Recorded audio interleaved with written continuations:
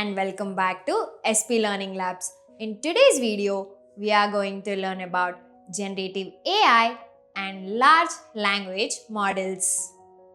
In the previous video, we understood deep learning and how neural networks are trained, why GPUs are needed, and how modern architectures work. Now, we move into the most talked about area in AI today, generative AI and large language models. This video is not about hype, it is about understanding what is really happening inside these systems in a simple and clear way.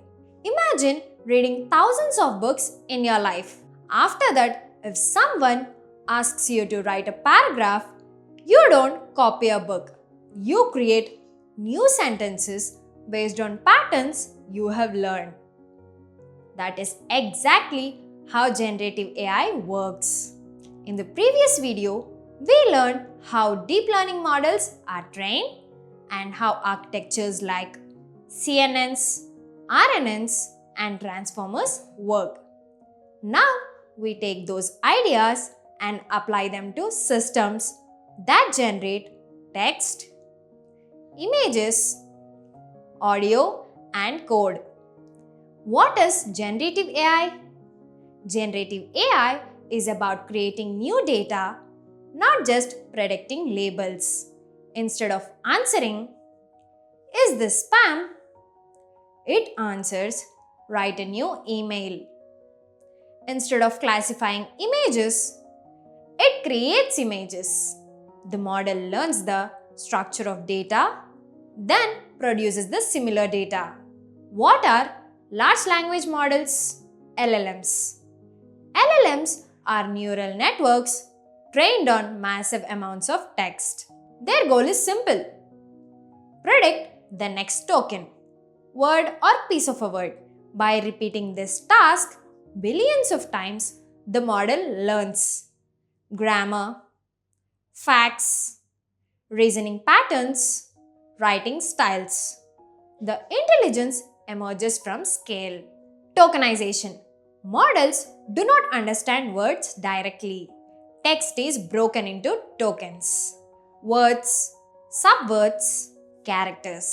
Tokenization affects model size, performance, cost. Poor tokenization leads to inefficient models. Embeddings. Embeddings convert text into numbers. Similar meanings, similar vectors. Embeddings are used for search, recommendations, clustering, semantic similarity. Most real-world AI systems rely heavily on embeddings. Transformers in generative AI. Transformers are the backbone of LLMs.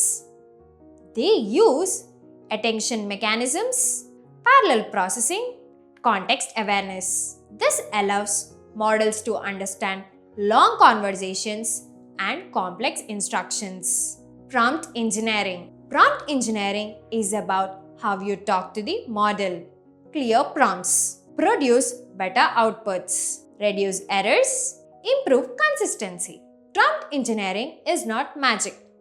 It is about giving clear instructions and context. Retrieval-Augmented Generation. LLMs do not always know everything. RAG systems retrieve relevant documents, inject them into prompt, generate answers using both model knowledge and real data. This improves accuracy and keeps answers up to date. Fine-tuning versus adapters. Fine-tuning updates model weights, is expensive, requires large datasets.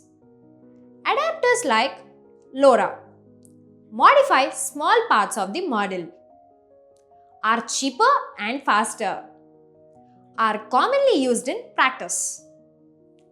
Most production systems prefer adapters. Multimodal models.